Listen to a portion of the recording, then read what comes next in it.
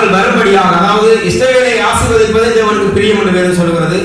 இஸ்ரவேலுக்காகவே தேவன் வந்தார் என்று வேதம் சொல்கிறது. இஸ்ரவேலர்கள் யூத சந்ததியில் வந்தவர்களால் இஸ்ரவேலர்கள் என்று சொல்லப்படும் பொழுது புறஜாதிகளை வேதம் எப்படியாக சொல்கிறது என்றால் புறஜாதிகளை நாய்கள் என்று சொல்லுகிறது, நரகத்துக்கான விறகு என்று சொல்லப்படுகிறது, சபிக்கப்பட்டவர்கள் என்று சொல்லப்படுகிற நேரத்தில் அப்படியாக இருந்த ஒரு சந்ததிக்கு தேவன் நேசித்ததின் நிமித்தம் சிலுவையிலே ஒரு பரிமாற்றத்தை தேவன் செய்கிறார். அந்த பரிமாற்றம் என்னவென்றால், நீங்கள் தேவனிடத்தில் சேர வேண்டும் என்றால் நியாய பிரமாணத்தின்படி, யூத முறையின்படி, சரகாச்சாரத்தின்படி தேவன் கொடுத்த கட்டளைகளை அப்படியே கைக்கொள்ள வேண்டும். அது ஒன்றை கூட விடையிடாது, அவ்வளவு கைக்கொள்ளும். இதை யூதர்கள் மிக கவனிப்பாக பார்த்தார்கள். ஆனால் வேதம் சொல்லுகிறது, ஒன்றில் குறைவுள்ளவனாக இருந்தால் முற்றிலும் குறைவுள்ளவனாக இருப்பான், ஒன்றில் தவறினால் முழுவதும் தவறுவான். அப்படியான ஒரு சட்டத்தில் தேவனிடத்தில் யாருமே கிட்ட போக முடியாது, அதுவும் நீங்களும் நானும் புறஜாதிகளும் போக முடியாத நேரத்தில் தேவன் எங்களுக்காக சிலுவையில் ஒரு காரியத்தை செய்தார். அந்த காரியம் என்னன்னு சொன்னால், அந்த ஆபிரகாமுடைய ஆசீர்வாதம் அந்த புறஜாதிகளாகிய எங்களுக்கு வரும்படியாக, புறஜாதியான ஒரு இனத்தின் மீது கடத்தப்படும்படியாக சிலுவையில் ஒரு பரிமாற்றம் நடந்தது. அந்த பரிமாற்றம் என்னன்னு சொன்னால், நீங்கள் சபிக்கப்பட்டவராகி இருந்த உங்கள் சாபங்களையும் உங்கள் பாவங்களையும் உங்கள் அக்கிரமங்களையும் மீறுதல்களையும் அவர் தன்மேல் சுமந்தவராய் ஏற்றுக்கொண்டவராய் உங்கள் மேல் வர வேண்டிய ஆக்கினையை அவர் அப்படியே தாங்கி அவர் மேல் வர வேண்டிய ஆசீர்வாதங்களை உங்களுக்கு கடந்தபடியாக ஒரு பரிமாற்றம் நடந்தது. அதுதான் சிலுவையில் நடந்தது. அந்த சிலுவையில் நடந்த அந்த ஆசீர்வாதம், சிலுவையில் நடந்த அந்த ஒரு காரியம் உங்களுக்கும் எனக்குமாக பிதாவிடத்தில் சேர்க்கிற ஒரு ஸ்லாக்கியத்தை உண்டு பண்ணியது. அவர் சிலுவையில சாகும் பொழுது, அந்த சிலுவையில மரிக்கும் பொழுது இஸ்ரவேல் தேவாலயத்திலே ஒரு திரைச்சீலை இருந்தது. அந்த திரைச்சீலைக்கு அங்கால யூதன் இருப்பான், யூத ஜனங்கள் இருப்பார்கள், ஆசாரியன் இருப்பான், லேவியன் இருப்பான், முக்கியமானவர்கள் இருப்பார்கள். புறஜாதிகள் அந்த திரைச்சீலைக்கு கிட்டவும் போக முடியாது, அந்த ஆலயத்துக்கு உள்ளவும் போக முடியாது. அவர்களுக்கு இடையிலே நடுவிலே ஒரு சுவர் போல ஒரு திரைச்சீலை தொங்கிக் கொண்டிருக்கும். இப்பொழுதும் சில இடங்களிலே, சில இந்தியாவில் எல்லாம் உங்களுக்கு தெரியும், சில கிராமத்துக்களால சில ஜாதிக்காரர் போக முடியாது. சில கிராமத்துக்கு பக்கத்தில் இருக்கும் டவுன், இவங்க இடம் பக்கத்தில் இருக்கும், அந்த இடத்தால போக முடியாத சுத்தி போவாங்க. ஏன்னா அந்த கிராமத்துக்களால் அவன் வர முடியாது என்ற ஒரு தடை இருக்கிறது. அதே போல இஸ்ரவேல் மத்தியிலேயும் புறஜாதியாகிய எங்களை தேவனிடத்தில் வரவிடாமல் ஒரு தடை இருந்தது. ஒரு திரைச்சீலை தொங்கிக் கொண்டிருந்தது. அந்த திரைச்சீலையிலே தேவன் மறிக்கும் பொழுது சிலுவையிலே அந்த திரைச்சீலை கிழிந்து மேலாக இரண்டாக பிரிந்தது. அதாவது வேதம் சொல்லுகிறது, எங்களுக்கும் அவர்களுக்கும் இடையிலே இருந்த தடுப்பு சுவரை தேவன் தகர்த்து சிலுவை மேல் ஆணி அடித்து வெற்றி சிறந்தார். ஆகவே வேதம் சொல்லுகிறது, எழுத்தின்படி யூதனானவன் யூதன் அல்ல, விசுவாசத்தின்படி யூதனானவனே யூதன் என்று வேதம் சொல்லுகிறது. நியாய பிரமாணமோ தேவனுக்கும் எங்களுக்கும் பகையை, குற்ற உணர்வை குட்டி குட்டி அப்படியே முக்காலிட செய்தது. தேவன் குனிந்தவனை எழுந்து நிற்க செய்தார். நியாய பிரமாணமும் சட்டமும் மனுஷனை அடிமைப்படுத்தி கொண்டிருந்தது. தேவன் அவனை தூக்கி நிறுத்தினார். ஒரு வேதத்தில் நீங்க பார்க்கலாம், ஒரு கையும் களவுமாக பிடிபட்ட விபச்சார ஸ்திரியை தேவனிடத்தில் கொண்டு வராங்க. அந்த விபச்சார ஸ்திரி சட்டத்தின் அடிப்படையில் கையும் களவுமாக பிடிபட்டார். ப்ரூஃப் இருக்கா, சாட்சி நிற்குது. ஒரு கோர்ட்ஸ் நடக்குது, ஒரு கோர்ட்ஸ் சீன் ஒன்று போய் கொண்டு இருக்குது. சாட்சியை கொண்டு நிப்பாடியாச்சு. நீங்க கோர்ட்ஸ் வழியெல்லாம் பார்ப்பீங்க, இந்தியாவில் வேறு அங்கே நினைப்பேன். ஆனால் வழக்காடுறது ரெண்டு வக்கீல் மேலே வழக்காடுவாங்க. கோர்ட்ஸில் உண்மை வெல்ற இல்லை, லோயர் மேட்ட திறமை தான் வெல்றது. உண்மை வெல்ற இல்லை, லோயர் திறமை தான் வெல்றது. இங்க ஒரு ஜட்ஜுக்கு முன்னுக்கு ஒரு கையும் களவுமா அப்படிப்பட்ட ஒரு ஸ்திரியை கொண்டு வந்து விட்டுட்டு இவங்க வந்து இப்படி சுத்தி நிற்கிறாங்க. தண்டனைக்கு என்ன தீர்ப்பட்டுவங்களுக்கு வடிவா தெரியும். சட்டத்தை படித்த லோயர் மேன், அது யூதர்கள் சட்டத்தை படித்த லோயர் மேன். இப்ப லோயர் மேன் தீர்ப்பு வர முதலே ஆயுதம் ரெடியா இருக்கு, தூக்கு ரெடியா இருக்கு. என்ன தூக்கு? ஆளுக்கு ஒரு கல்ல ரெடியா இருக்கு. இப்ப கல்ல தூக்கி வச்சு கொண்டு இப்படி நிற்கிறாங்க. நீ தீர்ப்ப ஆர்டர் ஆர்டர் ஆர்டர் ரெண்டு தீர்ப்பை போடும், நான் மண்டையில ஓடர் ரெண்டு போடுறதுக்கு ரெடியா நிற்கிறாங்க. இப்ப கல்ல ரெடியா நிற்குது, தீர்ப்புக்காக வெயிட் பண்ணி கொண்டிருக்கிறாங்க. இயேசு தலையில குனிந்து எழுதி கொண்டிருந்தார். அப்பொழுது வந்து சொன்னாங்க, இவள் கையும் களவுமாக பிடிபட்டாள். சாட்சி சரியா? சாட்சி ப்ரூவ் சரி. அடுத்தது சொல்றாங்க, நீர் பேசாம இருந்தா நானே சட்டத்தை பேசுறேன். ஒரு லோயர் எழுதி பேசுறேன். மோசேயின் சட்டத்தின்படி இவள் கல்லால் இருந்து கொல்லப்பட வேண்டும். தீர்ப்பு எழுதியாச்சு. ஆனா ஜட்ஜ் பேசாமலே இருக்கிறேன். ஜட்ஜ் வடிவா யோசிக்க, மிக மிக ஆணித்தரமா ஜட்ஜ் யோசித்து சொன்னார், மோசேயிட பிரமாணத்தின்படி இவள் கல்லால் அறிந்து கொள்ளப்பட வேண்டும். நீங்க சொல்றது உண்மையாவே 100% உண்மைதான். ஆனால் முதலில் பாவம் இல்லாதவன் இவளின் மேல் கல்லறியட்டும் சொன்னார். அப்ப ஆறு அறிஞ்சிருக்கணும் அந்த கல்ல? இயேசுதான் அறிஞ்சிருக்கணும். பிரமாணம் அவளை அமர்த்தி கொண்டிருந்தது, பிரமாணம் குட்டி கொண்டிருந்தது. சிலுவையின் கிருபை அவளை சொன்னார், நானும் உன்னை தீர்ப்பிடேன், நீ எழுந்து இனிமேல் பாவம் செய்யாதே என்றார். இன்றைக்கு உலகம் பூராக பிரமாணத்தை பேசுகிறவர்கள் வேதம் சொல்லுகிறது. திருப்பி அந்த வசனத்தை, முதல் வசனத்தை வாசிங்க, வடிவா பாருங்க. சிலுவையை பற்றினான, சிலுவையில் நடந்த பற்றி மனதளிக்கிறதான உபதேசத்தை உடையவர்கள், பிரமாணங்களை இன்றைக்கு பேசுகிறவர்கள். நீ அதை செய்தால்தான் பரலோகம் போகலாம், இதை செய்தால்தான் பரலோகம் போகலாம், இதை செய்தால்தான் நீ தேவனிடத்தில் வரலாம் என்று பிரமாணத்தை பேசுகிறவர்களை வேதம் தெளிவாக சொல்லுகிறது. வாசிங்க வாசிங்க. சிலுவையை பற்றிய உபதேசம் கெட்டு போகிறவர்களுக்கு பைத்தியமாய் இருக்கிறது, ரட்சிக்கப்படுகிற நமக்கோ அது தேவபலனாய் இருக்கிறது. அது இல்ல, கலாத்தியர் 3:10-14. நியாயப்பிரமாணத்தின் கிரியைக்காரராகிய யாவரும் சாபத்திற்கு உட்பட்டிருக்கிறார்கள். நியாயப்பிரமாண புஸ்தகத்தில் எழுதப்பட்டவர்களை எல்லாம் செய்யத்தக்கதாக அவைகளை நேர்த்தியானவன் எவனோ அவன் சபிக்கப்பட்டவன் என்று எழுதியிருக்கிறதே. நியாயப்பிரமாணத்தினாலே ஒருவனும் தேவனிடத்தில் நீதிமானாகிறதில்லை என்பது வெளியரங்கமாக இருக்கிறது. ஏனெனில் விசுவாசத்தினாலே நீதிமான் பிழைப்பான் என்று எழுதியிருக்கிறதே. நியாயப்பிரமாணமோ விசுவாசத்திற்கு உரியதல்ல, அவைகளை செய்கிற மனுஷனை அவைகளால் பிழைப்பான். நியாயப்பிரமாணத்தை செய்கிற யாவரும் சபிக்கப்பட்டவர்கள்.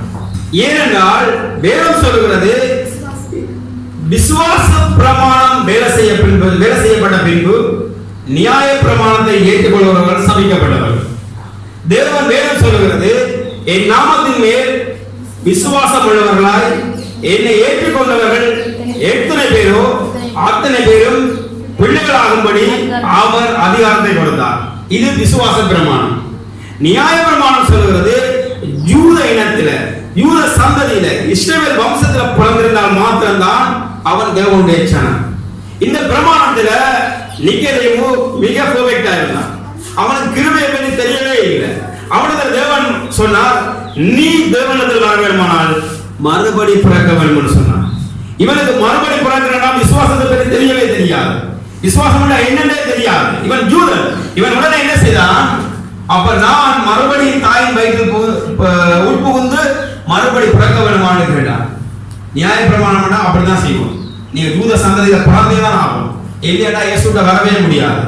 அந்த பிரச்சனைகள், அந்த சூழ்நிலைகள் எல்லாவற்றையும் நான் பார்த்து தேவன் சொன்னார், நீங்கள் விசுவாசத்தினாலே சிலுவையிலே உங்களுக்காக தேவன் எல்லாவற்றையும் செய்து இரு திறந்தாரையும் ஒரு திறந்தார் ஆக்கி எங்களுக்கும் யூதர்களுக்கும் தடை நடு சுவரை தகர்த்து சிலுவையின் மேல் ஆணி அடித்து அவர் சிலுவையில வெற்றி சிறந்தார். அந்த வெற்றி என்னுடைய வெற்றியாக இருக்கிறது, உங்களுடைய வெற்றியாக இருக்கிறது.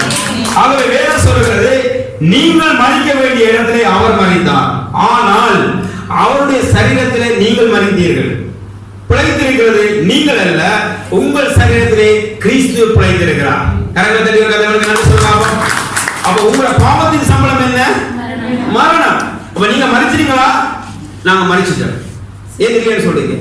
மறித்தது அவர் அல்ல, நான் மறித்தேன். எங்க மறிச்சேன்?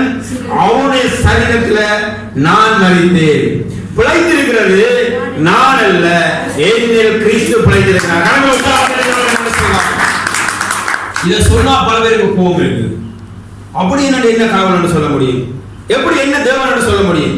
வசனம் சொல்லுகிறது, அறியாத ஜாதியா இருந்த உங்களுக்கு அவருடைய நாமத்தை தெரிவித்தார். தமிழ் தெரியாத நிறைய பேருக்கு பிரச்சனை. நாமோட என்ன? நாமத்துக்கு ஒத்த கருத்து என்ன? அவருடைய பேர் என்ன? அவருடைய பேர் என்ன? அப்ப உங்களோட பேர் என்ன? வடிவா சொல்லுங்க. ஏன் பயப்படுறீங்க? உங்களோட பேர் என்ன? உங்களுக்கு தெரியாது, பக்கத்து வீட்டுக்காரங்களுக்கு வடிவா தெரியும். நீங்க ஒரு பிரச்சனை எடுத்து பாருங்க, அவங்களோட சாதியை எடுத்து பேச மாட்டாங்க, அது முந்தைய காலம். உங்களோட இனத்தை எடுத்து பேச மாட்டாங்க, அதுவும் முந்தைய காலம். நீ எல்லாரும் வேலைக்காரனான்னு கேட்பான், நீ எல்லாரும் கிறிஸ்தவனான்னு கேட்பான். நீங்க ஒரு தப்பு செய்ய பாருங்க, கிறிஸ்தவங்க இப்படி செய்யலாமான்னு கேட்பான். ஆனா அவன் செய்வான், அதை பத்தி அவன் யோசிக்க மாட்டான். அவனுக்கு தெரியும் நீங்களாம் கிறிஸ்தவன், நீங்களாம் கிறிஸ்து இருக்கிறாருன்னு தெரியும், அவனுக்கு தெரியாது. ஆகவே நீங்க வடிவா தெரிஞ்சு கொடுங்க. வேதம் வசனம் சொல்றது, இப்ப வேதத்துல ஒரு இடத்துல இருக்கு, உங்கள் அவயங்களை கிறிஸ்துவின் அவயங்களை இயேசுவின் அவயமாக்கலாமா? இந்த பிரசங்கத்தை கேட்டு கேட்டு கேட்டு கேட்டு இந்த காதை புடிச்சிச்சு. நியாயப்பிரமாண காலங்கள்ல பிரசங்கத்தை கேட்டு கேட்டு புடிச்சிருக்கு. எதுக்கு பிரசங்கம் பண்ணாங்க? நீ விபச்சாரம் செய்யலாமா? விபச்சாரம் செய்யலாம் பரலோகத்துக்கு போக முடியுமா? உன் சரீரத்தை இயேசுவின் அவயமாக்கலாமா? அதுக்கு முதல் வசனம் சொல்லுது, உங்கள் சரீரங்கள் கிறிஸ்துவின் சரீரங்கள் என்று அறிவீர்களா என்று சொல்லுது. இது எவ்வளவு பெரிய சத்தியம் சொல்லுங்க. இது எவ்வளவு பெரிய சத்தியம் சொல்லுங்க. உங்கள் சரீரங்கள் கிறிஸ்துவின் சரீரங்கள் என்று அறிய மாட்டீங்களான்னு கேட்கிறார். கடவுளே கேட்டார், உங்கள் சரீரங்கள் கிறிஸ்துவின் சரீரங்கள் என்று அறியீர்களா? இன்றைக்கு வரைக்கும் நியாயப்பிரமாணத்தை பேசுபவர்கள் முக்காடு போட்டு முழங்கால் படியிட்டு தலையை நிலத்துல குத்தி குனிய வைத்து குட்டி கொண்டிருக்கிறார்கள். குட்டினவர்களை தேவன் நிமித்தி தன்னோடு கூட உட்கார வைத்துக் கொண்டிருக்கிறார். அவருடைய நாமத்தை அவர் உங்களுக்கு தரித்திருக்கிறார். அந்த நாமம் இயேசு. அந்த நாமம் இயேசு. பாருங்க, அதான் சொல்ற, சிலுவையில நீங்கள் மறுபடியும் தேவனுடைய ரத்தத்தினால பிறந்திருக்கிறீர்கள். ஒரு பரிமாற்றம் உண்டாயிருக்கிறது. சரியா? இப்ப நம்ம கேட்கிறோம் பாருங்க. நீங்க பாஸ்டர் வடிவா ஜெபம் பண்ணீங்க, ஜெபம் பண்ண மாமிச ரத்தத்தினாலாவது புருஷனுடைய சித்தத்தினாவது நீங்கள் பிறவாமல் ஆவியினாலே மறுபடி பிறந்திருக்கிறீர்கள். இயேசுவின் ரத்தத்தினால நீங்கள் இயேசுவுக்குள்ள மறுபடி பிறந்திருக்கிறீர்கள். முத்திரை போடப்பட்டிருக்கிறீர்கள். அந்த முத்திரை இயேசு. அந்த முத்திரை இயேசு. இப்ப சொல்லுங்க, நீங்க வடிவா சொல்லுங்க. உலக பிரகாரமாவே பேசுவோம். சரியா? நாய் குட்டி போட்டா என்ன குட்டி? நீங்க தான் சொல்லணும். நாய் குட்டி போட்டா என்ன குட்டி? கழுத குட்டி போட்டா என்ன குட்டி? பண்டி குட்டி போட்டா என்ன குட்டி? வடிவா சொல்லுங்க. பண்டி குட்டி போட்டா இயேசு குட்டி போட்டா என்ன குட்டி? தேவன் குட்டி போட்டா தேவ குட்டி. அதான் வேதம் சொல்லுது, நீங்கள் கிறிஸ்து. சொல்லுங்க, நீ உங்களுக்கு அந்த நாமம் தந்திருக்கிறார்கள். அந்த நாமம் தந்திருக்கிறார்கள்.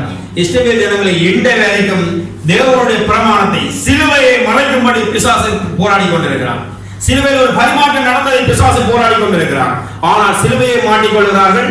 சிலுவையின் உபதேசத்தை மறுதலித்துக் கொண்டிருக்கிறார்கள். சிலுவையை வணங்குகிறார்கள். சிலுவையின் உபதேசத்தை மறுதலிக்கிறார்கள். சிலுவை அல்ல, உபதேசமே சிறந்தது.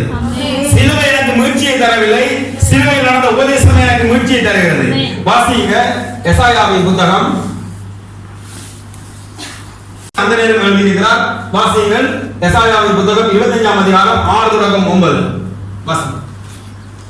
சேனைகளின் கர்த்தர் இந்த மலையிலே சகல ஜனங்களுக்கும் ஒரு விருந்தை ஆயத்தப்படுத்துவார். அதில் பொறுமையான பதார்த்தங்களும் பழமையான திராட்சரசமும் ஒழுங்கும் நிலமுள்ள பதார்த்தங்களும் தெளிந்த பழமையான திராட்சரசமும் நிறைந்த விருந்தாயிருக்கும். சகல ஜனங்கள் மேலுள்ள முக்காட்டையும் சகல ஜாதிகளையும் முள்ளில் இருக்கிற மூடனையும் இந்த மலையிலே அகற்றி போடுவார். அவன் மரணத்தை ஜெயமாக விழுங்குவார். கர்த்தராகிய தேவன் எல்லா முகங்களிலும் இருந்து கண்ணீரை துடைத்து தமது ஜனத்தின் நிந்தையை பூமியில் இராதபடிக்கு முற்றிலும் நீக்கி விடுவார். கர்த்தரே இதை சொன்னார். அக்காலத்திலே யார் சொன்னது? கர்த்தரே இதை சொன்னார். எசாயா தீர்க்கதரிசியால் சொல்லப்பட்டது நிறைவேறும்படி இப்படி ஆயிட்டு இயேசு அடிக்கடி கோடிட்டு காட்டிக்கொண்டே வந்தார். எருசலேம் தேவாலயத்தில் போய் சொன்னார், என்னை குறித்து ஏற்கனவே சொல்லப்பட்டவர் நான் தான், அது இன்றைய நாள் நிறைவேறிட்டு சொல்லி அந்த காரியத்தை செய்தார். ஒருத்தர் மகளிக்கும் போது சொன்னார், எசாயா தீர்க்கதரிசியால் சொல்லப்பட்டது நிறைவேறும்படியாக மேற்கோள் காட்டி கொண்டார். இங்கே எசாயா தீர்க்கதரிசி 25ஆம் அதிகாரத்தில் தேவன் சொல்கிறார், நான் கர்த்தர் நானே இந்த மலையின் மேல் ஒரு உடன்படிக்கையை ஏற்படுத்துவேன். அது சீனாய் மலை அல்ல, அது கல்வாரி மலை. நீங்கள் சீனாய் மலைக்கு வந்தவர்கள் அல்ல, பிரமாணத்துக்கு வந்தவர்கள் அல்ல, கிருபைக்கு வந்தவர்கள். அது கல்வாரி மலை. இன்னைக்கு எல்லா சபைகளும் சீனாய் மலையிலே பிரமாணத்தின் மலையிலே போய் நிற்கிறார்கள். ஆண்டவரே, நான் உமக்காக உபாசித்தேன் அல்லவா, நான் உமக்காக ஜெபித்தேன் அல்லவா, நான் உம்முடைய நாமத்தினால பிசாசுகளை துரத்தினேன் அல்லவா என்று பிரமாணங்களை பேசிக் கொண்டிருக்கிறார்கள். தேவன் சொல்கிறார், அக்கிரம செய்கைக்காரரே, அண்டர்லைன் பண்ணுங்க, செய்கைக்காரரே, நீங்கள் அகன்று போங்கள். நீங்கள் செய்கைக்காரர் அல்ல, நீங்கள் விசுவாச மார்க்கம்தான். சிலுவையில செய்ததை நீங்கள் செய்யும்படி அழைக்கப்படவில்லை, சிலுவையில செய்ததை நீங்கள் விசுவாசிக்கும்படி அழைக்கப்பட்டிருக்கிறீர்கள். நீங்கள் சீனாய் மலைக்கு அழைக்கப்பட்டவர்கள் அல்ல, நீங்கள் கல்வாரி மலைக்கு அழைக்கப்பட்டவர்கள். அன்றைக்கு தேவன் திட்டமாய் சொல்கிறார், ஒரு நாளைக்கு இந்த மலையில் இருக்கிற முக்காடு நீக்கப்படும். இன்றைக்கும் பல பேருடைய தலையில முக்காடுகள் நீக்கப்படாமல் இருக்கிறது. பல பேருடைய இருதயங்களில் மூடப்பட்ட முக்காடுகள் நீக்கப்படாமல் இருக்கிறது. பல பேருடைய குற்ற உணர்வுகள் இருக்கிற மனப்பான்மைகள் நீக்கப்படாமல் இருக்கிறது. தேவன் சொல்கிறார், ஒரு நாளைக்கு இந்த மலையில ஒரு விருந்து பண்ணுவேன். அந்த விருந்து நிமித்தம் இந்த மலையில் இருக்கிற முக்காடு நீக்கப்படும். அந்த விருந்து தான் கல்வாரியில தேவன் செய்த புதிய உடன்படிக்கையின் திருவிருந்து. அங்கே ஆதி ஆகமத்திலே ஒரு பெண் செய்ய வேண்டாம் என்று சொன்னதையும் உண்ண வேண்டாம் என்று சொன்னதையும் மீறி உண்டதினாலே சாபம் உலகத்துக்கு வந்தது. சாபம் உலகத்துக்கு வந்ததினாலே சாபம் என்ன என்பதை தேவன் காட்டுவதற்காக ஒரு பிரமாணத்தை கொடுத்தார். அது நியாய பிரமாணம். அந்த நியாய பிரமாணத்தை முடிக்கும்படியாக, அந்த சாபத்தை முடிக்கும்படியாக இயேசு அந்த சிலுவை மலையிலே ஒரு மரத்திலே ஒரு கனியாக தொங்கினார். அவர் சொன்னார், நீ சாப்பிட வேண்டாம் என்பதை பழக்கி சாப்பிட்டாயே, அதனால சாபம் வந்தது. இப்ப நான் சொல்லுகிறேன், நீ சாப்பிடாத என்பதை சாப்பிட்டாய். இப்ப நான் சொல்லுகிறேன், என்னை வாங்கி சாப்பிடு, நீ பிழைப்பாய் என்று அவன் சொன்னார். வாயால வந்த சாபம் வாயாலே போடு. நீ சாப்பிட வேண்டாம் சொன்ன சாப்பிட்ட. இப்ப நான் சொல்லுகிறேன், நீ வாருங்கள், என்னை வாங்கி புசியுங்கள். இது உங்களுக்கு வாழ்வை தரும், இது உங்களுக்கு பலத்தை தரும். இந்த கல்வாரியில் செய்யப்பட்ட இந்த உடன்படிக்கை சிலுவையின் உபதேசம் உங்களுக்கு பலனை தரும் என்று வேதம் சொல்கிறது. நீங்கள் பலனுள்ளவர்களாய் வாருங்கள். நீங்கள் கூனி குறுகி வளைந்து சிலுவைக்கு வராதீர்கள், தேவனிடத்தில் வராதீர்கள், நிமிர்ந்து வாருங்கள்.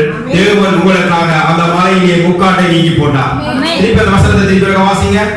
எசாயா தீர்க்கதரிசி இயேசுவை குறித்து என்ன சொல்லியிருக்காருன்னு பாருங்கள், வாசிங்க. சேனைகளின் கர்த்தர் இந்த மலையிலே சகல ஜனங்களுக்கும், இந்த மலையிலே சீனாய் மலை அல்ல கல்வாரி மலை, சீனாய் மலை அல்ல கல்வாரி மலை. அப்படி இருக்க ஆபிரகாம் இந்த தன்னுடைய பாவங்களுக்கும் ஜனங்களுடைய பாவத்துக்கும் தான் ஒரு பரிகாரம் செய்ய முற்பட்டான். அது அவனுடைய குமாரன். தேவன் சொன்னார், உன்னுடைய பலி, உன்னுடைய காரியம் உன்னை நீதிமானாக்காது. உனக்காக நான் என்னுடைய குமாரனை அதே மலையிலே கொடுப்பேன் என்றார். அதுதான் புதிய உடன்படிக்கை. இயேசு தன்னுடைய குமாரனை கொடுத்தார். அங்கே கொடுக்காதே என்றார், இங்கே கொடுத்தார். அங்க சொன்னார், உண்ணாதே என்றார், இங்கே உண் என்று சொன்னார். அந்த சாபங்களை தேவன் உடைக்கும்படியாக, இந்த மலையின் மேல் முக்காட்டை நீக்கும்படியாக தேவன் இப்படி செய்தார். வாசிங்க. சேனைகளின் கர்த்தர் இந்த மலையிலே சகல ஜனங்களுக்கும், கிறிஸ்து சகல ஜனங்களுக்கும் உரியவரல்ல, அவர் யூத ஜனங்களுக்கு மாத்திரம் வந்தார். அவர் இஸ்ரவேல் வீட்டாருக்கு மாத்திரம் வந்தார். அவர் சொன்னார், நான் என்னுடைய வீட்டாருக்கு வந்தேன். அந்த பிள்ளைகள் 40 நாய்க்குட்டிக்கு நான் போட மாட்டேன்னு சொன்னார். இவர் எப்படி என்ன செய்யறாருன்னு பாருங்க. இவர் தொடர்ந்தும் அவரை போட்டு டோர்ச்சர் பண்ணி கொண்டே வந்தான். இல்ல, எனக்கு நீங்க போட தேவையில்லை, கீழே விழுகிற துணிக்கையாவது நாய் சாப்பிடுதானே, நான் அப்படியாவது அந்த சுகத்தை எடுப்பேன்னு சொன்னார். தேவன் சொன்னார், இவங்களுக்கு கூட மண்ணை திறக்கல, உனக்கு இப்படி ஒரு மண்ணை திறந்திருக்கு. உனக்கு இஸ்ரவேல் இடத்துல கூட இப்படி விசுவாசத்தை காணல. உன்னுடைய விசுவாசம் உன்னை ரட்சித்தது. நீ என்ன விரும்புகிறாய் அப்படியெல்லாம் செய்யலாம்னு சொல்லி அவளுக்கு 13 அதிகாரத்தை தேவன் கொடுத்தார். இங்கே சொல்கிறார், ஆபிரகாமுடைய ஈசாக்குடைய ரத்தம் எங்களை பரிபூர்ணப்படுத்தவில்லை, இயேசுவுடைய ரத்தம் எங்களை பரிபூர்ணப்படுத்தவில்லை. உங்களுடைய ரத்தமோ, உங்களுடைய உபவாசமோ, உங்களுடைய ஜெபமோ, உங்களுடைய குழந்தாலோ, உங்களுடைய காரியங்களோ பரிபூர்ணப்படுத்துமானால் தேவன் இந்த சிலுவையை சுமந்து மடிக்கும்படி இந்த உலகத்தில் வர வேண்டிய தேவை இருந்திருக்காது. கிரியையினால ஒருவரும் நீதிமானாக்கப்படுவதில்லை. ஆபிரகாம் கூட விசுவாசத்தினால் நீதிமானாக்கப்பட்டான். அவன் கிரியையினால நீதிமானாக்கப்படவில்லை, அவனும் விசுவாசத்தினால் தான் நீதிமானாக்கப்பட்டான். ஆபிரகாமுடைய சந்ததி யாரோ அவர்கள் விசுவாசத்தின் சந்ததியாகிய நாங்கள். கரங்களை தட்டுங்கள், நல்ல சொல்லுங்க. சொல்லுங்க, சந்தி கரங்களை உற்சாகமாக சொல்லுங்க. இந்த சந்ததிக்கான ஆசீர்வாதத்தை தேவன் திறந்து விடும்படியாக சிலுவையிலே ஒரு ஊற்றை திறந்தார். அந்த சிலுவையிலே ஒரு காரியத்தை செய்தார். அந்த காரியம் தேவனுடைய ஆசீர்வாதம், ஆபிரகாமுடைய ஆசீர்வாதம் கிறிஸ்து இயேசுவினால். வடிவா சொல்லுங்க, கிறிஸ்து இயேசுவினால் புறஜாதியாகிய எனக்கு வரும்படி இப்படி ஆயிற்று. இப்படி ஆயிற்று. நான் செய்த பாவத்துக்கு நான் மறிக்க வேண்டிய இடத்துல எனக்காக ஒருவர் மறித்து அந்த ஆசீர்வாதத்தை இடத்துல கொண்டு வந்திருந்தான். இன்னைக்கு பல இடத்துல பார்க்கறாங்க. ஒரு வீட்டுல ஒரு சம்பவம் நடந்ததாம். ஒரு வாலிப பிள்ளை வீட்டுல தனியே இருந்திருக்கு. அந்த நேரத்தில் தகப்பன் அங்கே வெளியே போயிருக்கிறார். ஒருவன் திருடன் அந்த வீட்டுக்குள்ள முற்பட்டுட்டான். முற்பட்ட பண்பு இந்த பிள்ளை நிறைய பயந்த பிள்ளை. ஐயோ, என்ன செய்யறது, அங்கே இங்கேயும் ஓடி இருக்கு, வேற வழி இல்லை. அவன் கிட்ட வந்தவன பயந்த பிள்ளை என்ன செய்யிருக்கு, பக்கத்துல இருந்த கத்தி எடுத்து ஒரே குத்திட்டு அவன் செத்துட்டான். இப்ப இந்த பிள்ளை மிரண்டு போய் நிற்கி. உடனே போலீஸுக்கு தகவல் கொடுக்கப்பட்டது. போலீஸ் அந்த இடத்துல வரும்பொழுது இந்த பிள்ளை இருக்கிறதே பயந்த பிள்ளை அந்த பிள்ளை தன்னுடைய சுபாவத்துக்காக அந்த பிரச்சனையை செய்தது. அந்த பிள்ளை செய்தது ஒரு பயத்துல, ஒரு பாவம் இல்ல, ஒரு பயத்துல பாதுகாப்புக்காக செய்தது. உடனே தகப்பன் என்ன செய்தாருன்னா, அப்படியே ஒரு துணியை போட்டு அந்த கத்திக்கு மேல அந்த கையை கழுவ சொல்லிட்டு அந்த கத்தியை அப்படியே தண்டை பிக்கப் வச்சு எடுத்து போலீஸ்காரன் வரும்பொழுது இப்படியே நின்றுருக்கிறார். போலீஸ் வந்து அவர் அப்படியே கையில மாட்டி அப்படியே ஜெயில கொண்டு போயிருக்கு. அப்ப போலீஸ்காரன் கொண்டு போய் கேட்டானா, எப்படியா இந்த பலமான மனுஷனை உனக்கு குத்தி கொள்ள உனக்கு பலன் வந்தது என்று கேட்டாரா. அவன் சொல்லிட்டு சிரிச்சானா, இவனை நானே குத்த மாட்டேன்னு நினைச்சா நீங்க நம்ப மாட்டீங்க, குத்துனது இந்த பிள்ளை தான். ஆனா அவளையே குத்தி இருக்கிறாள்னு சொன்னா கூட பயத்துல குத்தி இருப்பான்னு சொல்ல அந்த போலீஸ்காரன் சொன்னானா, அவள் குத்தி இருக்கிறாள்னா நிச்சயமா இது தண்டனையே இல்லை, ஆனால் சட்டத்தின்படி நாங்கள் உங்களை கைது செய்ய வேண்டியிருக்கிறதால நாங்கள் உங்களை கைது செய்யறவங்களுக்குள்ளே கைது செய்துட்டாங்க. கைது செய்து கோர்ஸுக்கு அனுப்பினதால செய்யப்பட்ட தண்டனை மரண தண்டனை தான். கொலைக்கு கொலைதான் தண்டனை. ஆனால் காரணம் இருக்கிறது, அந்த பிள்ளை தன்னுடைய பிரச்சனை நிமித்தம் அதை செய்ததால, அந்த பிள்ளைக்கு அந்த பாதுகாப்பு நிமித்தம் அதை செய்ததால தகப்பன் தான் செய்தார்கள் ஒத்துக்கொண்டது நிமித்தம் 2 பேருக்குமே வழக்கு தள்ளி அந்த கோர்ட்ஸ் அவர்களுக்கு தீர்ப்பளித்தது. இங்க பாருங்க, ஒரு நல்ல தகப்பனுடைய உள்ளம் இப்படித்தான் செய்யும். தன்னை பிள்ளை தண்டிக்கப்படக்கூடாது, தன்னை பிள்ளை இந்த பிரச்சனையை பேஸ் பண்ணக்கூடாது, தன்னை பிள்ளைக்கு எதையுமே பார்க்க கூடாது என்றுதான் தேவன் விரும்புவார். நான் ஒரு ஆர்டிக்கல்ல படிச்சேன், ஒரு புத்தகத்தில் நான் வாசிச்சேன். தேவன் மரிக்கும் பொழுது அவர் 3 ஆண்களுக்கு நடுவில் அவர் தொங்கும் பொழுது, நிர்வாகமாய் அவர் தொங்கும் பொழுது, உலகத்தின் எல்லா சாபங்களும் அவர்கள் வரும் பொழுது 16,000 பேர் அளவுள்ள தேவன் பார்ப்பதற்கு அசிங்கமானவராய் மாறினாராம். அந்த அசிங்கம் உங்களுடையது, என்னுடையது. அந்த அசிங்கம் அந்த கேடு அடைந்து அவர் சிலுவையில தொங்கினதை பக்கத்தில் இருந்து 2 கண்ணை கூட பார்க்க கூடாது என்று காரிருள் பூமியை மூடிச்சான். அவர் அப்படியே இந்த இருட்டு மூடிச்சான். ஏன்னா நான் போற வேதனை எங்க கண்ணை கூட பார்க்க கூடாது என்று. அவ்வளவு ஒரு நல்ல தேவன், அவ்வளவு ஒரு நல்ல தேவன். காரிருள் பூமியை மூடிச்சான். பெருந்துளி வானத்துல இருந்து விழுந்துச்சு. தேவனுடைய மரணத்தை பக்கத்துல நின்றவங்க கூட பார்க்க கூடாதுன்னு தேவன் விரும்பினார். அவ்வளவு அந்த கேடு அடைஞ்சான். இப்ப நான் என்ன சொல்லுகிறேன், 16,000 பேர் அழகுள்ளவர், சகல ஜாதிகளாலும் விரும்பப்படத்தக்க தேவன் உங்களுடைய என்னுடைய சாபம் அவருக்குள்ள போனதால அவர் பார்க்கிறதுக்கு அசிங்கமாய் வாழ்ந்தவர் என்றால், வாழ்றது நான் அல்ல, கிறிஸ்து வாழ்கிறார் என்றால் நீங்க அசிங்கமா இருக்கலாம், பார்க்கிறதுக்கு வழி இல்லாம இருக்கலாம். 16,000 பேர் அழகுள்ளவர் உங்களுக்கு வாழ்ந்தா அவங்க வாழ்க்கை எப்படி இருக்கும்? வாழ்க்கை எப்படி மாறும்? சகல ஜாதிகளாலும் வெறுக்கப்பட்ட நீங்கள் சகல ஜாதிகளாலும் விரும்பப்படுவீர்கள். அளவே என்ன சொல்ற, நீங்கள் 16,000 பேரில் அளவுள்ளவர்களாய் மாறுவீர்கள். நான் அல்ல, என்னை பலப்படுத்துகிற கிறிஸ்து. சொல்லுங்க, நான் அல்ல, என்னை பலப்படுத்துகிற கிறிஸ்து. ஆகவே வாசிங்க, வசனத்தை வாசிங்க. ஓ வாசிங்க, ஓ வாசிங்க. 25 ஆரம்பம். சேனைகளின் கர்த்தர் இந்த மலையிலே சகல ஜனங்களுக்கும் ஒரு விருந்தை ஆயத்தப்படுத்துவார். அது முழுமையான பதார்த்தங்களும் பழமையான திராட்சரசமும் உலகம் நிலமுள்ள பதார்த்தங்களும் பழுத்த பழமையான திராட்சரசமும் நிறைந்த விருந்தாயிருக்கும். சகல ஜனங்கள் மேலுள்ள முக்காட்டையும் சகல ஜாதிகளையும் மூடி இருக்கிற மூடனையும் இந்த மலையிலே அகற்றி போடுவார். அவர் மரணத்தின் ஜெயமாக விழுங்குவார். கர்த்தராகிய தேவன் எல்லா முகங்களிலும் இருந்து கண்ணீரை துடைத்து தமது ஜனத்தின் நிந்தையை பூமியில் இராதபடிக்கு முற்றிலும் நீக்கி விடுவார். கர்த்தரே இதை சொன்னார். அக்காலத்திலே இதோ யார் சொன்னது? என்ன சொன்னார் கர்த்தர்? முழு நிந்தையையும் பூமியில் இராதபடி நீக்கி போடுவார். முற்றிலும் நீக்கி போடுவாரா, கொஞ்சம் நீக்கி போடுவாரா? முற்றிலும் நீக்கி போடுவாரா, கொஞ்சம் நீக்கி போடுவாரா? முற்றிலும் நீக்கி போடுவாரா? இத கடவுள் சொன்னாங்க, நீங்க நம்புறீங்களா? வசனத்தை நீங்க நம்புறீங்களா? அப்ப நீக்கி இருக்கிறாரா? நீக்கி இருக்கிறாரா? நீங்க எந்த ஒரு போதகரை, மதவாதம் பேசுகிற எந்த போதகரை, நியாயப்பிரமாணம் பேசுகிற எந்த போதகரை, எந்த விசுவாசியை நீங்கள் கேளுங்கள், நீ பாவியான்னு சொன்னா 100க்கு 1000 முறை ஒத்துக்கொள்வார். இல்லை, அவருடைய நீதி, அவருடைய பாவ மன்னிப்பு உனக்கு உண்டாகி நீ மன்னிக்கப்பட்டு நீ அவர் ரத்தத்தால கழுவப்பட்டு நீ நீதிமான் சொல்லும் பொழுது கடைசி வரைக்கும் ஒத்துக்கொள்ள மாட்டான். இதுதான் பிசாசுடைய பெரிய தந்திரம்.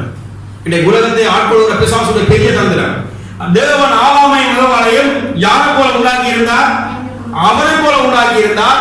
அவருடைய சாயலாகவும் பாவனையாகவும் உண்டாக்கி இருந்தார். அவருடைய பிரதிபிம்பங்களாக உண்டாக்கி இருந்தார். அங்கே ஒரு பிசாசு நுழைந்தான்.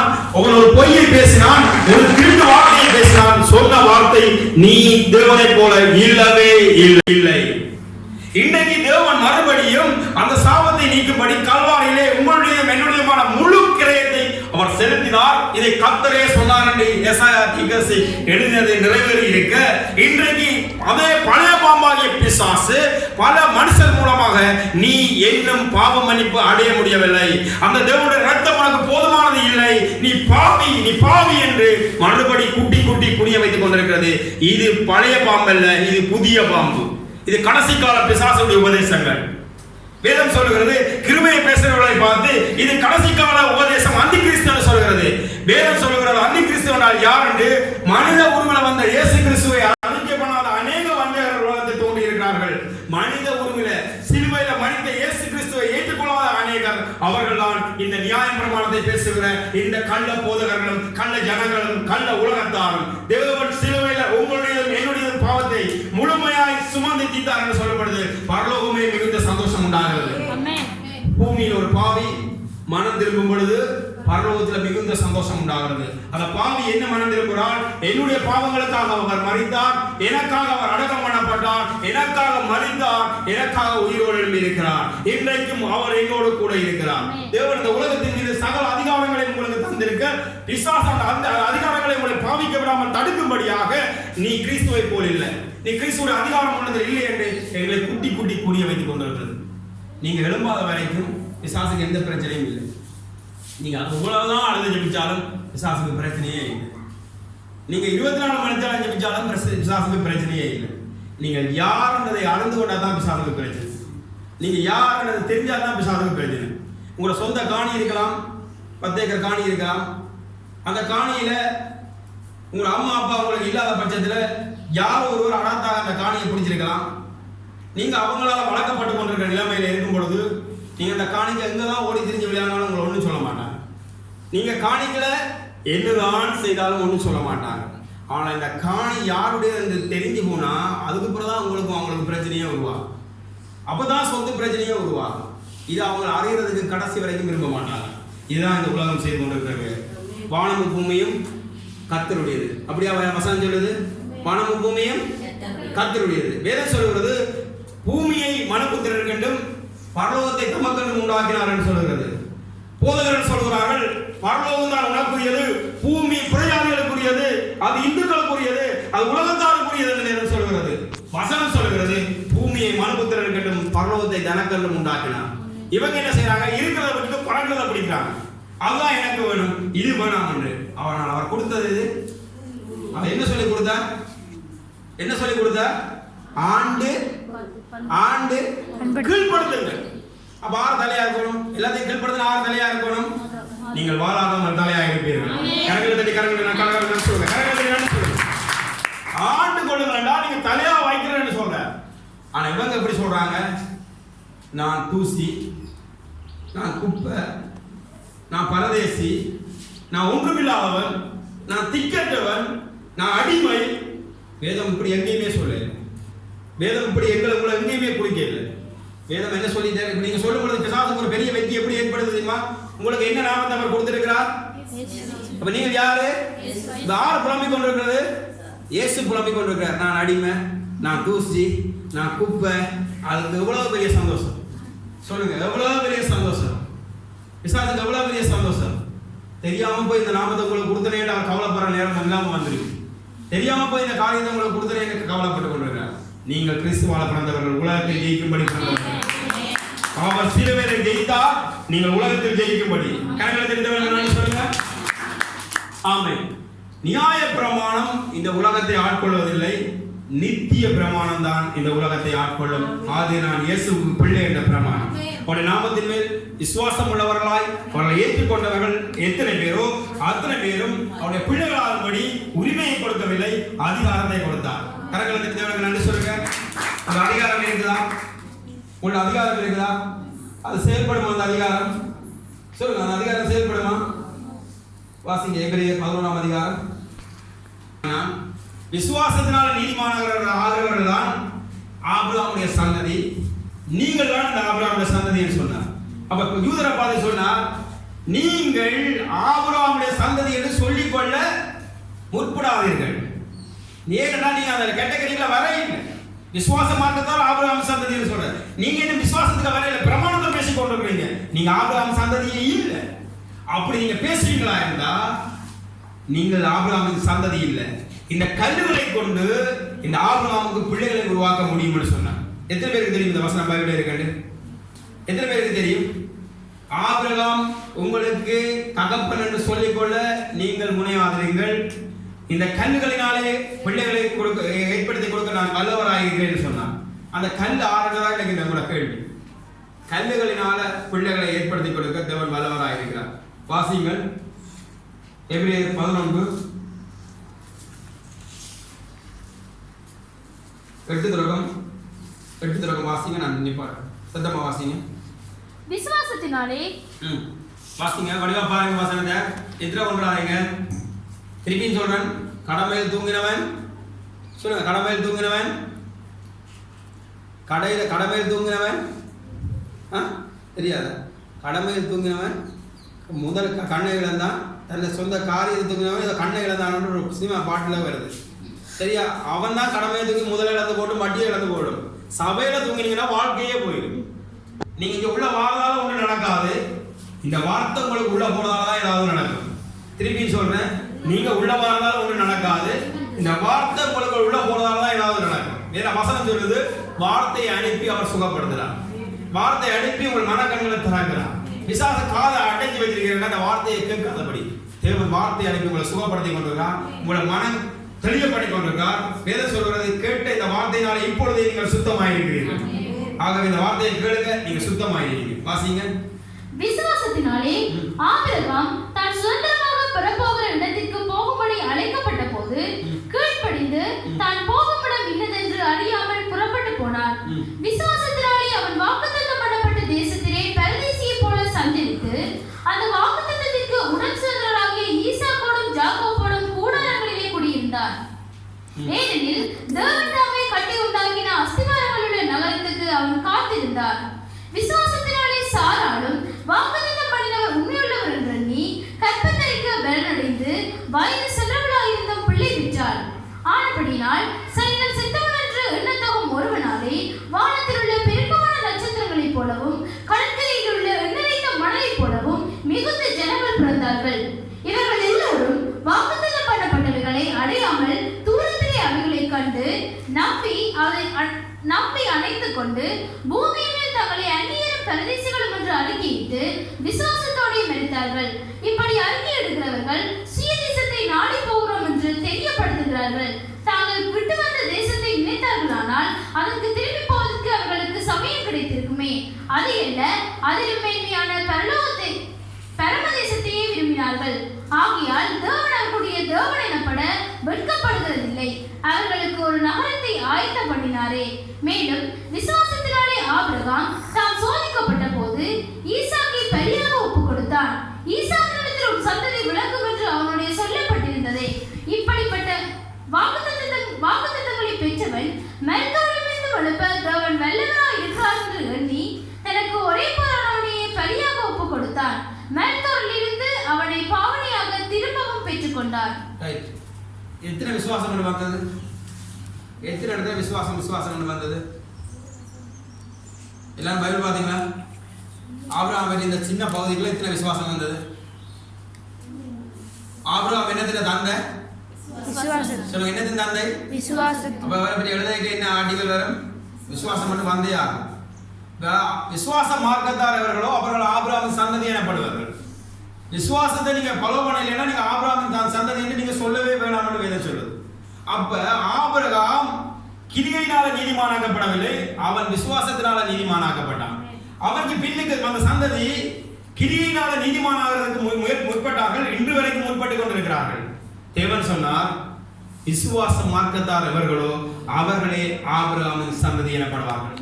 ஆபிரகாம் எப்படி விசுவாசத்தை கண்டான்னு சொன்னா, சிலுவையில தேவன் இவ்வளவு செய்ததற்கும் எங்களுக்கு அந்த விசுவாசத்தை ஃபாலோ பண்ண தெரியல, இவ்வளவு அதிகாரத்தை தந்த பிறகும் எங்களுக்கு ஃபாலோ பண்ண தேவையில்லை. இவன் விசுவாசத்துல எப்படி பலவானான்னு சொன்னா, இவன் அப்படியே தேவனை நம்ப வலிக்கிட்டான். தேவன் அப்படியே சார்ந்திருக்க வலிக்கிட்டான். விசுவாசம் என்ன சொல்லுங்க? விசுவாசம் என்ன? மண்படான்னு சொல்லுவாங்க. ஒரு சொல்ல சொல்லுவாங்க. விசுவாசம் என்ன சொல்லுங்க? எல்லாரும் நான் அல்ல அவர்னால விசுவாசம் தான். கரெக்டா சொன்னாவா? நான் அல்ல அவர். ஆபிரகாம் என்ன சொன்னான்? கர்த்தர் பார்த்துக் கொள்வார். கர்த்தர் பார்த்துக் கொள்வார். அவர் பார்த்துக் கொள்வார். எந்த பிரச்சனை வந்தாலும் நான் என்ன செய்ய போறோம் ஆண்டவரே, நான் என்ன செய்ய போறோம் ஆண்டவரே, என்ன செய்ய போறோம், நீ தான் செய்வோம். அவர் பார்த்துக் கொள்வார். அவர் பார்த்துக் கொள்வார். ஆபிரகாமுக்கு சொன்னார், நான் உனக்கு சந்ததியை கொடுப்பேன். அவன் அந்த வார்த்தையை அப்படியே பிடிச்சிட்டான். வேற ஒன்றும் அவனுக்கு தெரியல. சந்ததியை கொடுப்பாருன்னு பிடிச்சிட்டான். சந்ததி வரவே இல்லை. 10 பேர் பார்த்து கொண்டிருக்கிறாங்க. 10,000 பேர் அவனை வேலை செய்து கொண்டிருக்கிறாங்க. இங்க இருந்து சாராவை பார்த்து சொல்றான், ஜாதிகளின் தாயே இல்ல, அவங்க ஒரு பிள்ளையும் இல்லை. பார்க்கிறவங்க பரிகாசம் பண்ணுவான். யோசிச்சு பாருங்க, ஒரு பிள்ளையும் இல்லை, ஜாதிகளுக்கு தாய் ஒன்று இருந்தாலும் பரவாயில்ல, இனத்துக்கே தாயே என்ன அப்படி இருக்கும், கேவலமா இருக்கு. யோசிச்சு பாருங்க, இன்றைக்கு வரைக்கும் சாட்சி இருந்து சாட்சியோட சபையில வைக்கப்படுறான். அவன் சாட்சியை இல்லாமல் சாட்சியை சொன்னான். சாட்சியை வர வைக்கும்படி அவன் வேலை செய்யறான். ஜாதிகளின் தாயே என்றான். அவன் அங்க பொக்கவாயால ஜாதிகளின் தகப்பனே என்றான். எப்படி தமாசா இருக்க முடியும்? யோசிச்சு பாருங்க. ஒரு கற்பனையில பாருங்க, இங்க சபைக்குள்ள இங்க ஒரு அம்மா இருக்கா, 90 வயசுன்னு வைத்துக் கொள்வோம். அங்க ஒரு கிழவர் இருக்கிற அந்த மூலையில பொக்க வேண்டும். இப்ப 2 பேருக்கு பூன் விழுந்து வருது, 2 பேருக்கு பிள்ளையே இல்லைடா. அப்பா இருக்கிற பிள்ளையே கேளுங்க, மனசுக்கு தட்டிட்டு சொல்லுவோமா இல்லையா? மனசுக்கு தட்ட இல்லை. அவன் வார்த்தை அப்படியே ரிசீவ் பண்ணிட்டான். இப்ப தேவன் ஒரு டெஸ்ட் வைக்கிறார். உன்னுடைய பிள்ளைய இந்த இடத்துல கொண்டே போடுவேன். இவன் ஊருக்கு முதல் வலிக்கிட்டு அதிகாலம் எழுந்து சேலம் கட்டி எல்லாம் வலிக்கிட்டு போய் பிள்ளை கேட்குது, அப்பா நான் போறோம், எங்க ஆட்டுக்குட்டி. கர்த்தர் பார்த்துக் கொள்வார். அது என்ன? விசுவாசம். நான் அல்ல அவர், அவர் பார்த்துக் கொள்வார். எப்படி நீங்க எப்ப சொல்ல ஆரம்பிக்கிறீங்களோ அன்னைக்கு விசுவாசம் வேலை செய்ய ஆரம்பிக்கும். இதை சொல்ல பிசாசு விடவே விடாது. ஐயோ நாளைக்கு என்ன செய்ய போற, நீ இப்படி இருக்கலாமா? ஒரு வீட்டுல கூட அண்ணன் தம்பிக்கிற 2 பேர் இருந்தா ஒரு காரியம் நடக்க போகுது, கல்யாணமோ திருமணமோ நடக்க போகுதா, தம்பி என்ன செய்யணும்னு அங்கே இங்கே மூடி கடனை வாங்கினா தமைய நடுமே இப்படியே சோர்ந்து போய் இருந்து, அப்பா என்ன செய்ய மாட்டேன், இது ஒரு பொறுப்பு இல்லாம குந்தி கொண்டு இருக்குப்பா தம்பியே என்று சொல்லிடுவாங்க. வேதம் சொல்லுது, அவன் தான் கர்த்தரை சார்ந்திருக்கிறான், அவன் தான் விசுவாசத்துல சார்ந்திருக்கிறான். அதுதான் விசுவாசம். இங்க நாங்க என்ன சொல்றோம்னா அப்படிதான் வேதம் சொல்லுது. வேதம் அப்படிதான் சொல்லுது. இவன் சொன்னான் கர்த்தர் பார்த்துக் கொள்வார். அங்க போகும் வரைக்கும் கர்த்தர் பார்த்துக் கொள்ளவில்லை. இப்ப எல்லாம் கட்டி என்ன செய்ய சொன்னார்? பிள்ளைய தகன பலி கொடுக்க சொன்னார். வெட்டி எரிக்க சொன்னார். கொல்ல சொல்லல, எரிக்க சொன்னார். இவன் கட்டையெல்லாம் அடுக்கி நாங்க என்ன செய்யறோம், கொஞ்சம் பச்சை கட்டையை அடுக்கி பச்சை தண்ணியை ஊற்றி நெருப்பு வைக்கிற ஆண்டவரை, 10 தில் ஆண்டவரை, நான் கீழ்படுகிற ஆண்டவரை, ஆனால் நடக்க முடியும் ஆண்டவரை, ஜெபிக்கணும் எழுப்புற ஆண்டவரை, எழுப்ப முடியல ஆண்டவரை, சேச்சில் வரணும்னு பார்க்குற ஆண்டவரை, அது ஆட்டோ வரையில ஆண்டவர் என்று எதையாவது நொண்டிச்சாட சொல்லுவோம். அவன் எல்லாத்தையும் அடிச்சு பிள்ளை ஆண்டால தூக்கி கட்டி அதுக்கு மேல கிடத்தி அப்படியே வாழ தூங்கி அப்படி வெட்ட போற நேரம் அவர் கேட்டார், நிப்பாட்டு.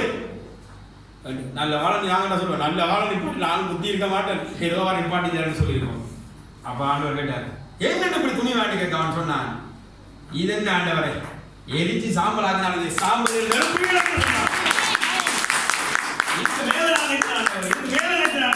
இதெல்லாம் நான் நினைக்கல ஆண்டவரை, வெட்டுறதெல்லாம் நாங்க எரிச்சாலும் நீர் சாம்பல்ல இருந்து எழுப்புவீர் என்ற நம்பிக்கை இருக்கிறான். அவனுக்கு என்னதுக்கு சோதனை சொல்லுங்க? அப்படியே அவனுக்கு என்ன சோதனை? இதுதான் விசுவாசம்.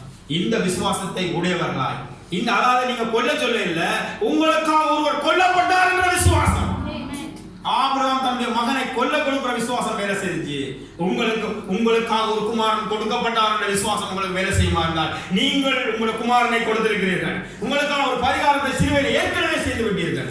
அப்படியான ஒரு காரியம் நடந்து கொண்டிருக்கிறது. ஆக வேதத்துல பாருங்க, சிலுவையில என்ன நடந்தது என்பதை நீங்கள் உணராமல் அறியாமல் இருக்கும் வரைக்கும் வேதம் என்ன சொல்கிறது வாசித்து பாருங்கள். நாங்கள் திருப்பிக் கொள்வோம். வாசிங்க 1 கொரிந்தியர் 11 வாசிங்க. 1 கொரிந்தியர் 11:23 வாசிங்க. நீங்க இந்த பைபிள் எடுத்து 29வது வசனத்தை பாருங்க. நீங்களும் குயிக்கா வாசிங்களா, டைம் போகுது. 1 கொரிந்தியர் 11:23 30 வரைக்கும் டக்கன் வாசிங்க. இது என்ன நடக்குது? சிலுவையில திருவிருந்து கொம்யூனியன். நீங்க எடுக்கிற கொம்யூனியனை பற்றி சொல்றேன், மிக கவனமா இருங்க. இந்த கொம்யூனியனை குறித்து சரியான தெளிவு எல்லாருக்கும் இல்ல. திருப்பி சொல்றபடியா கேளுங்க, வாசிங்க. நான் உங்களுக்கு ஒப்புவித்ததை கர்த்தரிடத்தில் பெற்றுக்கொண்டேன். என்னவெனில் கர்த்தராகிய இயேசு தாம் காட்டிக் கொடுக்கப்பட்ட அந்த ராத்திரியிலே அப்பத்தை எடுத்து ஸ்தோத்திரம் பண்ணி அதை பிட்டு, நீங்கள் வாங்கி புசியுங்கள், இது உங்களுக்காக பிற்கப்படுகிற என்னுடைய சரீரமா இருக்கிறது, என்னை நினைவு கூறும்படி இதை செய்யுங்கள் என்றார். என்னை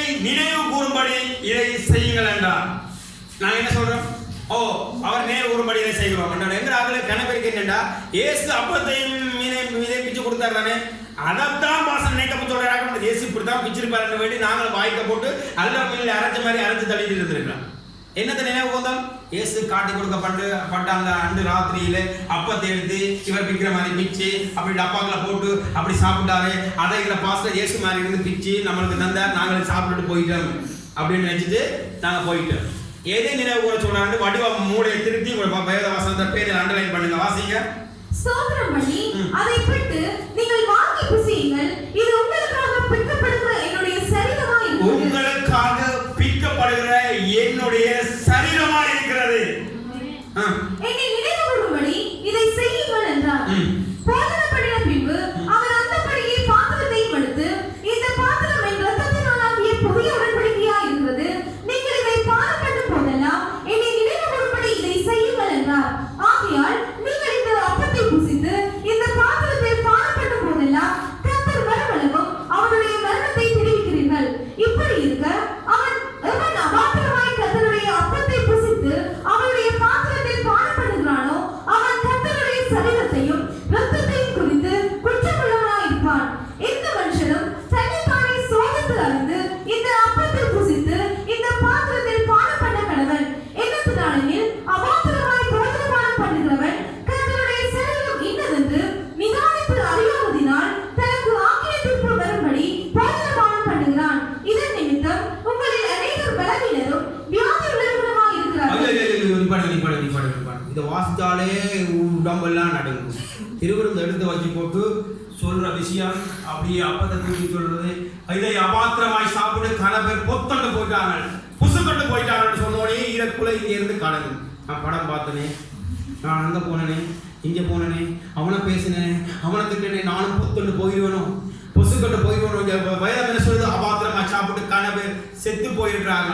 7 மணி நேரம் சாப்பிட்றான் அந்த மாதிரி இருக்கு. எப்படி சொல்ற ஏசு, இதை சாப்பிட்டு ஒரு கன பேர் பொத்தண்டு போயிட்டான். நீ துணி இருந்தா சாப்பிட்றான், தில்லி இருந்தா சாப்பிட்றான், பாசமாக அப்படிதான் கூப்பிடுறாங்க.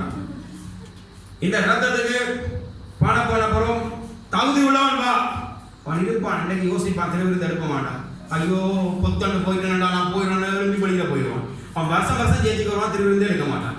ஏன்டா கடைசி வசனம் என்ன சொல்லுது, இதை அபாத்திரமாய் பருகி கன பேர் செத்து போயிட்டாங்க, கன பேர் வியாதியோட இருக்கிறாங்க, கன பேர் சாக போற எல்லாமே இருக்கிறாங்க. நீ சாக ஆயத்தம்டா, வந்து இதை சாப்பிடு, இங்க விஷம் கலந்து இருக்குது அப்படின்ற மாதிரி இருக்குது. இப்ப யோசிச்சு பாருங்க, இது உங்களுக்காக பிக்கப்படுகிற என்னுடைய விஷம் கலந்த உணவு. இதை வாங்கி சாப்பிட பல பேர் மறித்திருக்கிறார்கள், பல பேர் மறிக்க ஆயத்தமாக இருக்கிறார்கள், பல பேர் மறிக்க ரெடியா இருக்கிறார்கள். நீங்களும் ரெடியா இருக்கிற மாதிரி இருக்கு. அந்த வசனம் கடைசி வசனம், கடைசி வசனத்தை மட்டும் வாசிங்க. படியா பாருங்க, உங்களோட பைபிள்ல இருக்கா? இது நிமித்தம் சாப்பிட்டது நிமித்தம் உங்களில் அநேகர் பலவீனரும் வியாதி உள்ளவருமாய் இருக்கிறீர்கள், அநேகர் செத்து போயிட்டீங்கன்னு சொல்லியாச்சு. இப்படி இருக்கா உங்களோட பைபிள்ல? ஆனா நான் என்ன சொன்ன முன்னுக்கு ஓப்பனிங்ல, சிலுவையை பற்றி உபதேசம் கெட்டு போறவருக்கு பைத்தியமா இருக்கிறது, எங்களுக்கு பலனா இருக்குன்னு சொன்னா இது விஷமா இருக்கிற மாதிரி கிடக்குது. வசனத்தை கேட்டா இப்படியே பிரசங்கம் பண்றாங்க இன்னைக்கு வரைக்கும். என்ன முகத்தோடு தேவனை எடுத்து வந்திருக்க திருவிருந்த கர்த்தரோட அடிப்பார். அதுல வசனம் வடிவா வாசிச்சீங்கன்னா அது முதல் வசனத்தை பாருங்க, எது நிமித்தம் அவர்கள் வாசிங்க, அவருடைய சரீரத்தை குறித்து வாசிங்க. என்னத்தினாலே அபாத்திரமாய் போஜனபானம் பண்ணுகிறவன், நீங்க என்ன அபாத்திரமான களவா இல்ல, பாத்திரம் இல்லாம அபாத்திரமா புரிந்து கொள்ளாமல் நீங்க அபாத்திரத்தனமா போஜனபானம் பண்ணுகிறவன் கர்த்தருடைய சரீரம் இன்னதென்று, நீங்க சாப்பிடுறது என்னன்னு தெரியாம நீங்க சாப்பிடுறீங்க. கர்த்தருடைய சரீரம் என்னதென்று நிதானித்து அறியாததினால இது பொருந்த சபைக்கு என்ன நடக்குதுண்டா, அவனவன் திருவிருந்தன்னு ஜெயிச்சுல வச்சு முன்னுக்கே வந்துடுறான். மற்றவன் வரும்போது என்ன செய்யறான், இருக்கிற திராட்சை ரசம் முழுக்களையும் ஊத்தி அடிச்சுட்டு இருக்கிற அப்பம் எல்லாம் சாப்பிட்டு மற்றவனுக்கு வைக்காம சாப்பிட்டான். இவன் கூட சாப்பிட்டு இவனுக்கு சுவர் கூடிட்டு, அவனுக்கு கூட சாப்பிட்டு அவனுக்கு வெறி கூடிட்டு, கடைசி வசனம் சொல்லுது வெறிச்சு போயிருக்கிறான், குடிச்சு போயிருக்கிறான், இப்படி போயிருக்கிறாங்க. அவன் கர்த்தருடைய சரீரம் சாப்பிடல, அவன் கெடுவுல நின்றுட்டான், அவன் செத்து கொண்டு இருக்கிறான். நீங்கள் கர்த்தருடைய சரீரம் என்னதென்று அறிஞ்சா அது பலனுள்ளதா இருக்கும். இந்த பைபிளை வாசிக்கிறேன், இப்ப பாருங்க, வடிவா பாருங்க, இந்த பைபிள எப்படி தெளிவா எழுதிருக்கேன். கர்த்தருடைய சரீரம் என்னதென்று உங்களுக்கு விளங்க இல்லை. இதை வடிவா வாசிங்க. அந்த அண்டர்லைன் பண்ணதுக்கு மேல இருந்து வாசிங்க 29. எனவே ஒவ்வொருவரும் தம்மையே சோதித்தறிந்த பின்பே உங்களையே சோதித்தறிந்தா நான் படம் பார்த்தனா பார்க்க இல்லையா அந்த மேய்க்கிறீர்கள் சோதித்தறிந்த பின்பு இந்த அப்பத்தை உண்டு கிண்ணத்தில் பருக வேண்டும். ஏன் உங்களை சோதிச்சு பார்க்க சொல்றேன்டா? ஏனென்றால் ஆண்டவருடைய உடல் என்று உணராம உண்டு பருகிறவன் ஆண்டவருடைய சரீரம் என்னதுக்காக பிக்கப்பட்டது?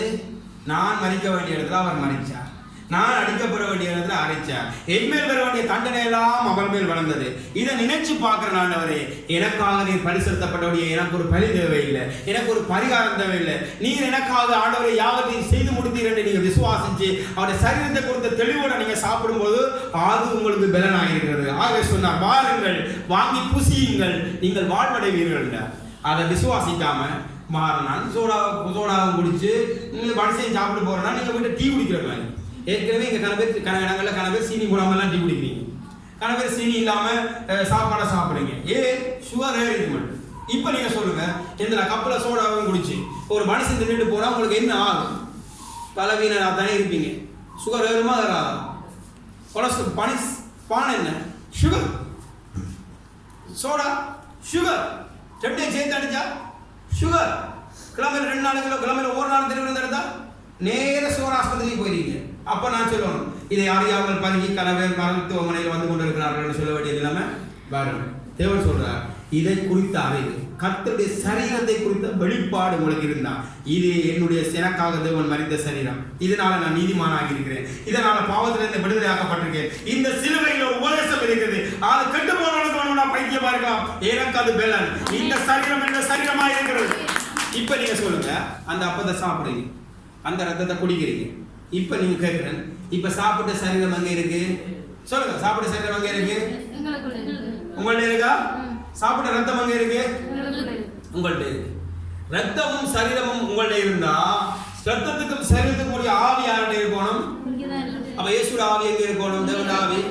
இப்ப சரீரம் வந்துட்டு, ரத்தமும் வந்துட்டு, ஆவியும் வந்துட்டு, இப்ப நீங்களா இயேசுவா?